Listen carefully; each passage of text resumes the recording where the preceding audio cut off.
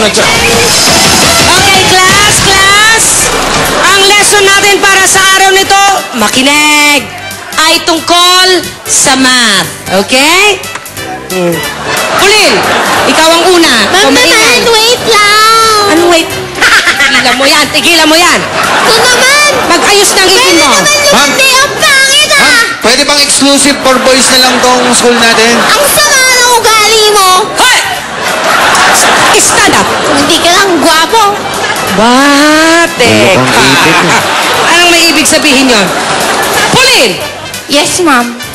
33 plus 44. 77, ma'am. Very good. Thank you. Galing mo ah. Galing mo ah. Ikaw na ang susunod. Lover boy, tayo dyan. Number boy ako. Guys, hindi baboy. 22 plus 55. 22 plus 55 equals kapuso, kapuso. Anong kapuso? Kapuso, kapuso. Di 77. Double correct ka dun, ha? Sige, sit down. Correct. Correct. Galing, ha? Wally! You're next, Wally! 63 plus 33. Wally. 96. Nakikipag-usap ka pa yan, ha? 96 oh.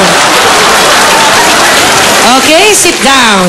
Jose, Ma'am. ikaw naman ang tatanungin ko live. Live, eto ang tanong mo. Apo. 33 plus 63. Po.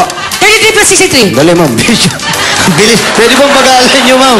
33 plus 63. Po, bagala po. 33 plus 63. 69. Ano? 69. Jose naman! Bakit po?